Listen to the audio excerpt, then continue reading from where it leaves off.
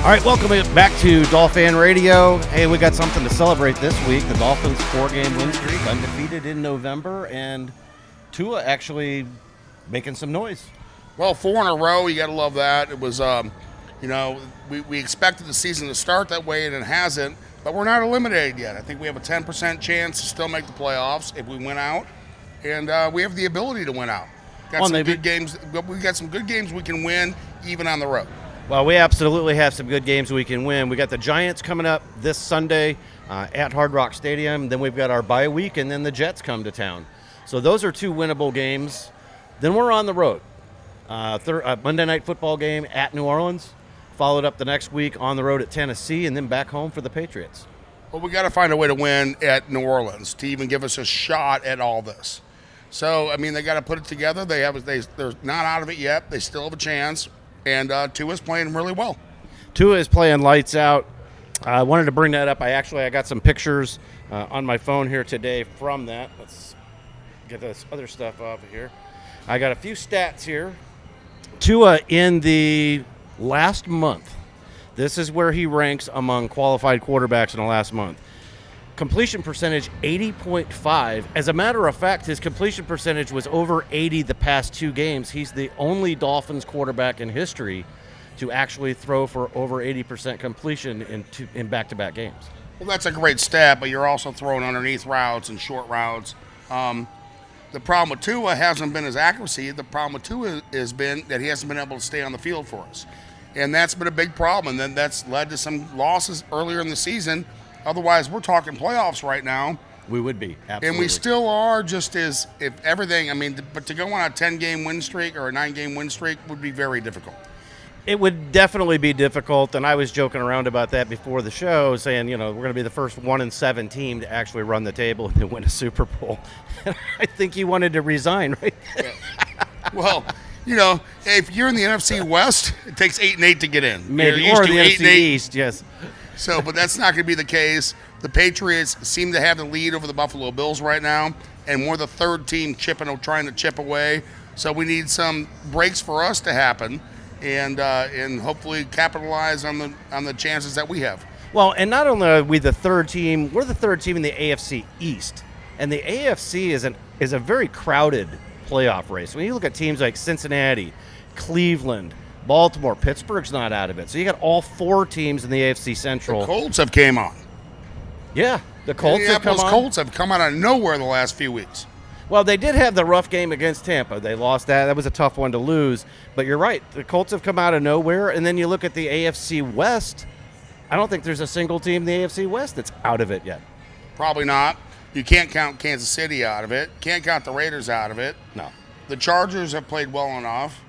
And who's the 4th team? I'm forgetting that. 4th team would be Denver, the Denver Broncos. Denver, yeah. But, and Denver, every time you think that Denver is out of it, then they pull off a miraculous win. They'll knock somebody off. I mean, they were the team that knocked off the Cowboys a few weeks ago in Dallas. Well, the AFC has been extremely competitive the last 5 years. If you look back 5 years, the AFC's played better football than the NFC.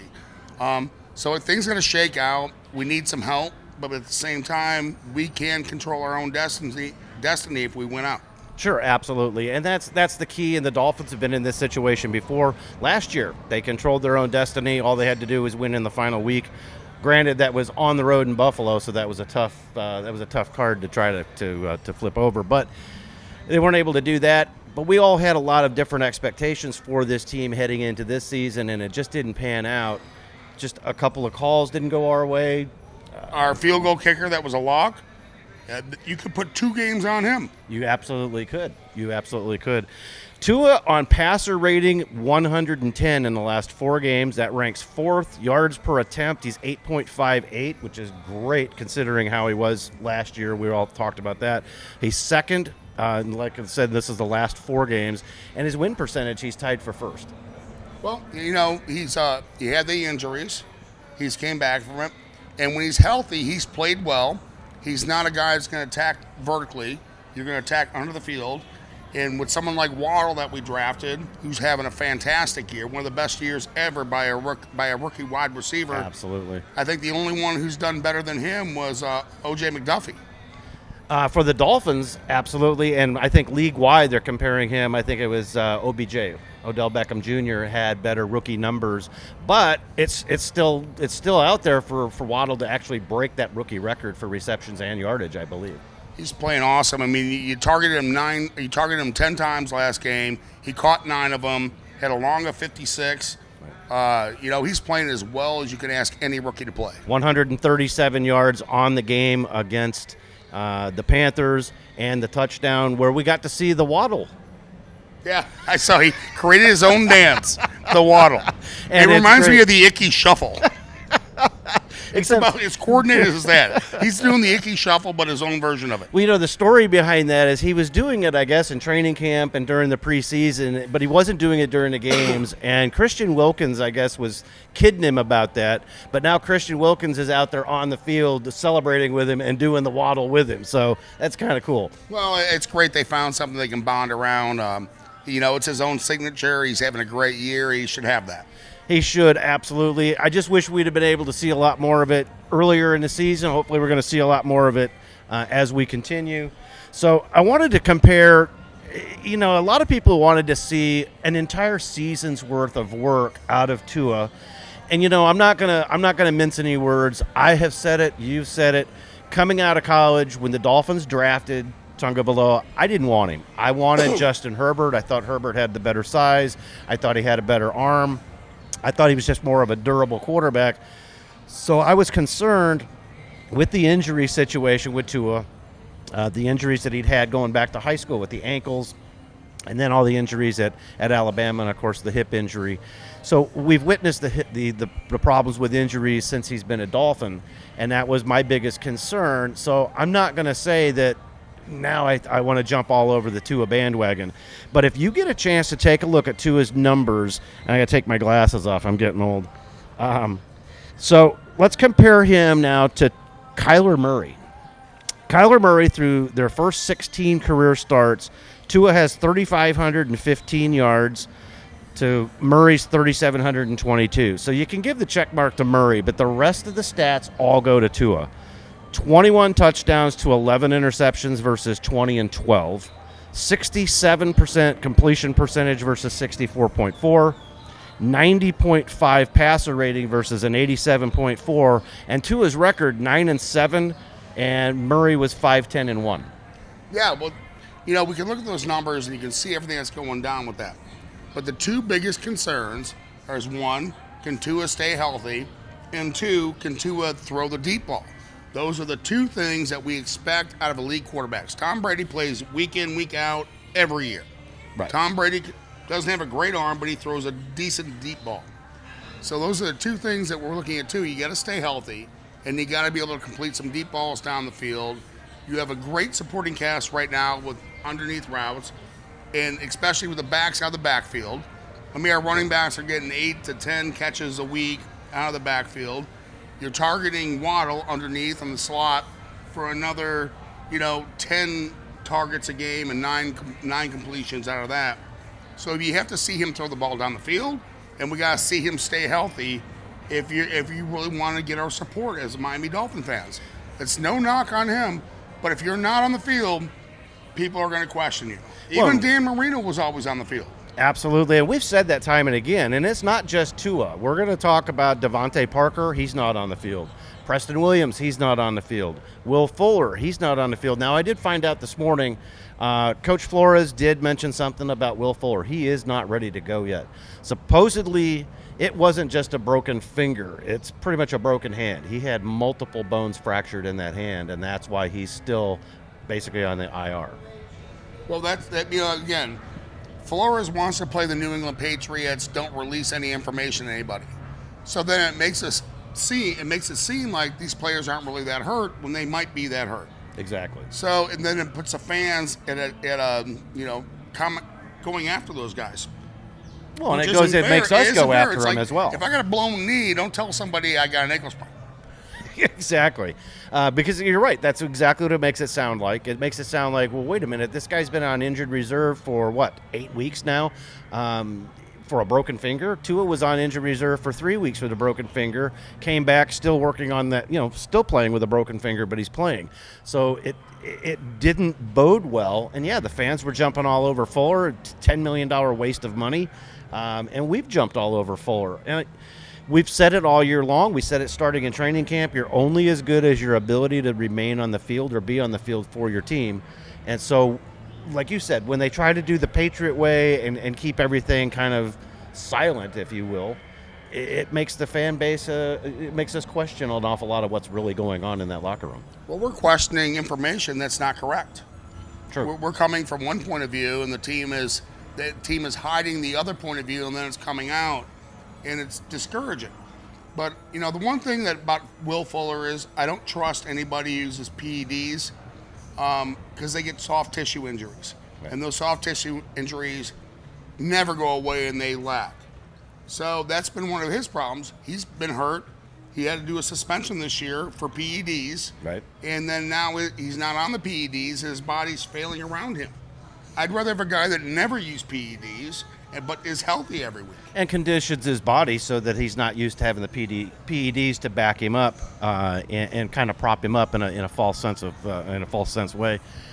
I want to talk also, though, we were talking all year long about the defense and the problems on the defense and the young guys that we have. We're starting to see some really good play. Number one, out of Christian Wilkins. We've talked about Raekwon Davis all year, just blown it up. Ogbah the same, but I want to come to the rookies.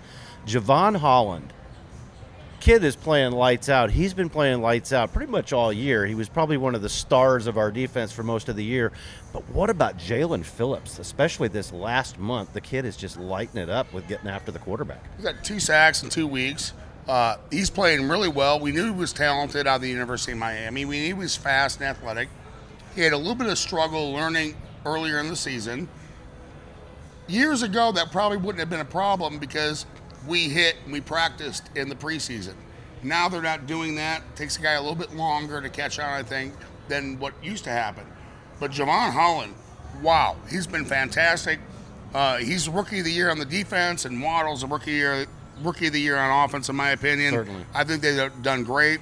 I'm so happy to see Jalen Phillips progressing like he is. Christian Wilkins, his numbers have gotten better every year since he's been a rookie. Now he's year 3. I think he was 84% winning grade right now for a defensive tackle. That's excellent. That is fantastic, especially you're talking about PFF grades. Because the PFF grades, they're not really all that high for people that look at Madden and other types of games if you're looking for the types of rankings that they go for. So when you first look at PFF grades, you're looking at a percentage of positive plays is how that they rank that on PFF.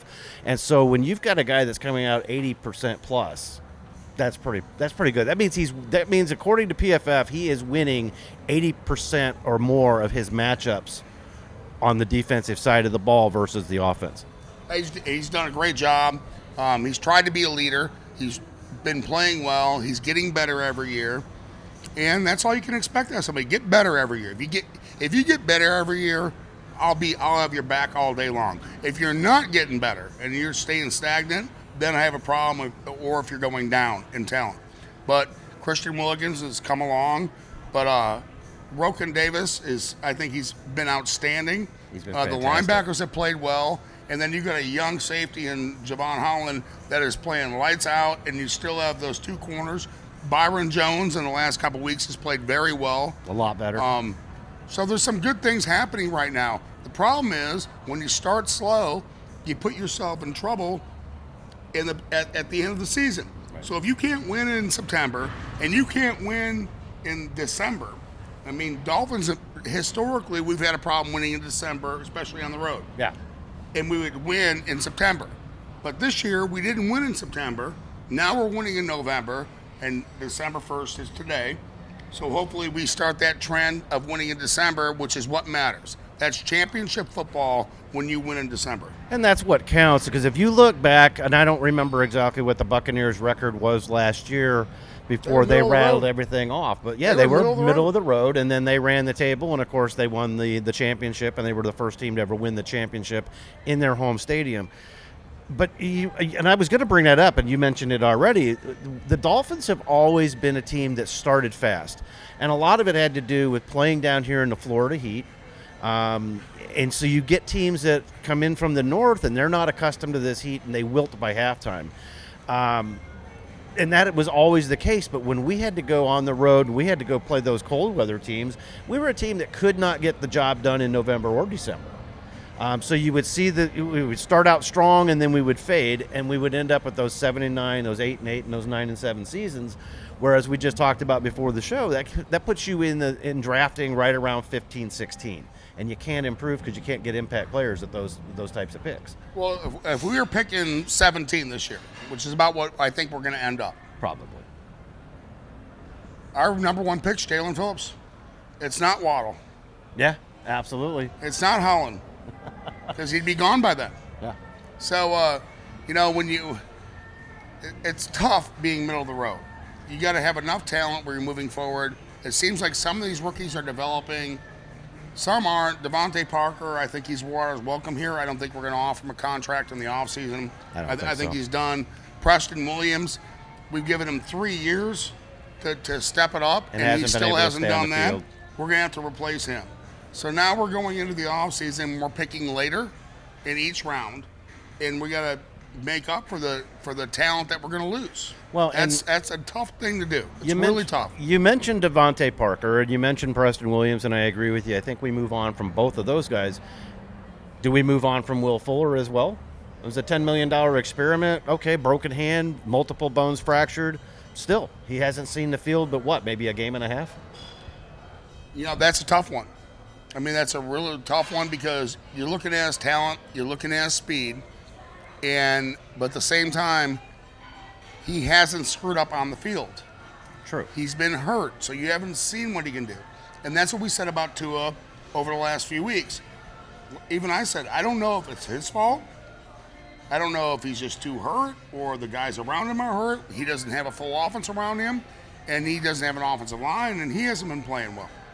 So how you split this up and how do you assess blame and assess talent, that's going to be a very difficult job for the Dolphins of this offseason, is to know who to keep and then who to move on from.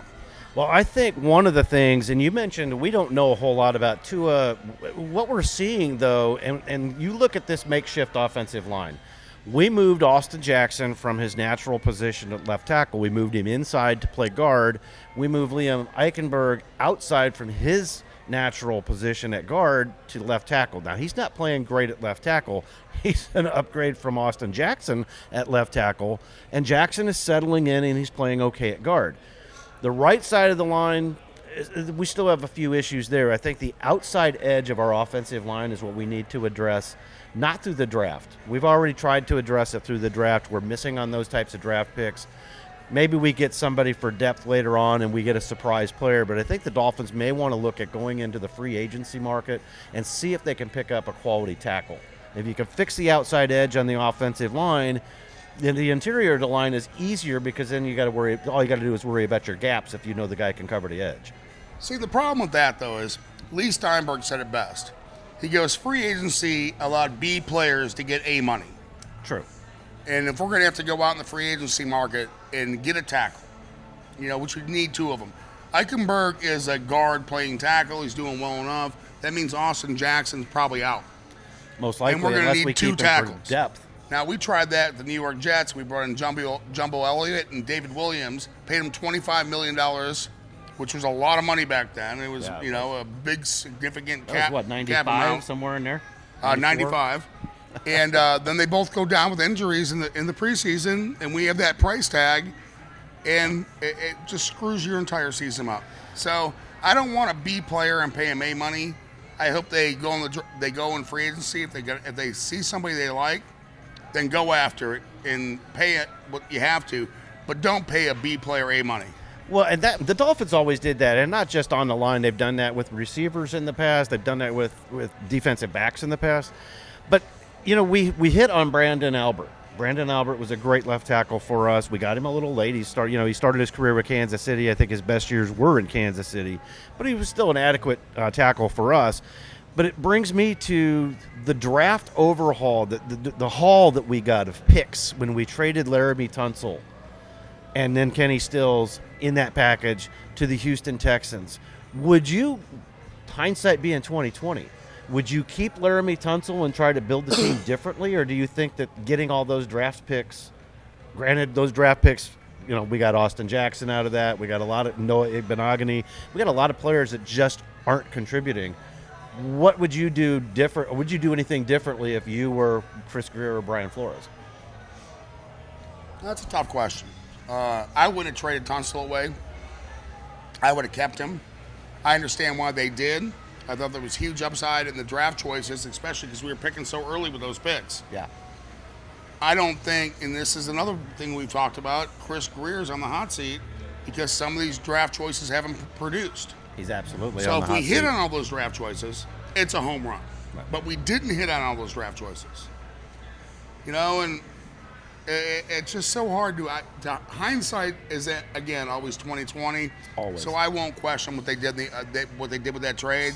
Personally, I would have got rid of Tunsil because once you find a good left tackle, pay him well and keep him for life. Well, and he was a youngster. He was only going into his third season, I believe. We go ahead and we get rid of him. You get a guy like Laramie Tunsil, who is going to be the anchor of your offensive line for many, many years to come. I don't know if you can put a price tag on that. You've already got him on the roster. I'm in the same boat. I say we should have kept him, but again, it is hindsight. Hindsight is 2020, and we've missed on the draft picks that we got in that entire bundle. All right, so we got the Giants coming to town, coming to Hard Rock Stadium, 1 o'clock Sunday. Breaking news. Actually, it was last night, I believe. I heard the news originally, and it was confirmed this morning.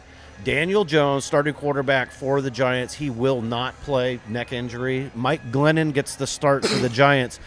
That's not good for the Giants, especially with the way the Dolphins' defense is playing right now. Yeah, we need to capitalize on that immediately. Put some pressure on them. Flores has taken over the defensive signal calling for the last 3 weeks. Yes. That is a defense we have wanted to see. It's creative. It brings pressure. It puts guys in coverage. So I love what Coach Flores is doing on that aspect of it.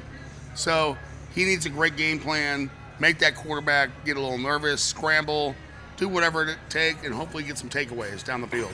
Yeah, and that's the thing, because I think as the defense has had the success that it has had in the last month, I think that's given the offense a lot of confidence that they can go out and sling it around a little bit more than they were doing. I think if you look, it's still, the play calling sometimes is still a little suspect, but they've opened up the playbook just a little bit, and we're starting to see that. But you're starting to see a little more confidence in that offense. And I got to admit, the offensive line, despite the fact that it's a patchwork, they're playing a little bit better. Well, moving Eichenberg out to left tackle and Austin Jackson inside, that gave us about 5% better. I mean, that's what it did, but we're better by 5% on that little move. And I'll take that 5% at this point. Jesse Davis, Lamar Hunt, or not Lamar Hunt. Oh, I mean, Robert Hunt. Not the owner of the Kansas City Chiefs, Robert Hunt. Yeah. I think he's played better in the last couple of weeks. I think we're 2 or 3% better there. Sure. And I think Jesse Davis has probably played a little bit better. He stepped in up the last his game couple a weeks lot. since to his injury. Yes. Since that all went down, I think he's paying a lot more attention than he was. Well, he took that awfully hard. He took that personally. When Tua got the rib injury, Jesse Davis was pretty shaken up over that. That wasn't Jesse's fault, though. That was Tua's exactly. fault. You said Jesse was on a full slide, and the guy came off the edge. That was Tua's fault. Yeah. But it seems like since they got their guy hurt, they all have played better as a unit. Not great. I mean, they're not playing great. No. Again, we're 3.1 yards on third per rush. Per rush. We're 44% on third down. We picked up the time of possession last week at least at 37 and a half minutes. That's winning. I mean, it's not quite – all those things aren't winning football. When you put them together, they are. So right. the O-line's doing enough offensively to keep us in these games. They're doing just enough. We got to convert more third downs or we're going to get upset by somebody. Yeah, absolutely. And the other thing, too, with the offensive line this week, we've got Michael Dieter. Looks like he is going to be back starting center. that could actually give them a little bit of an upgrade as well there on the offensive line. My thoughts going into this game, the Giants really don't, on either side of the ball, I don't see the Giants having any weapons. I don't see anybody that's stand out on defense. I don't see anybody, obviously, on the offense that's going to be a standout player. Saquon Barkley not really having that great of a year. Daniel Jones, of course, we've said he's going to be out. I think this is a game that if the Dolphins stay focused, which I don't think that's going to be a problem, I think this is a game that we can win going away, much like I didn't expect the game against the Panthers to go 33-10. I was actually quite worried that we weren't going to be able to contain the Panthers. We come in, the Panthers come in with the number one pass defense, and we blew them out 33-10. So I think this week against the Giants, I think that's a step down, obviously, in competition. I'm looking for a big game out of both sides of the ball. I'm looking for another complete game like we saw against Carolina. I hope so. The Dolphins have moved in the right direction the last 4 weeks, but winning 5 in a row is so difficult. Winning 6 in a row is more difficult. Winning 7 in a row is even extremely difficult. So it's easier to lose 7 in a row than it is to win 5 in a row. Probably. So they got to put something together. They got to make sure they're focused this week and keep themselves the momentum going. You keep the momentum going, you give yourself a chance.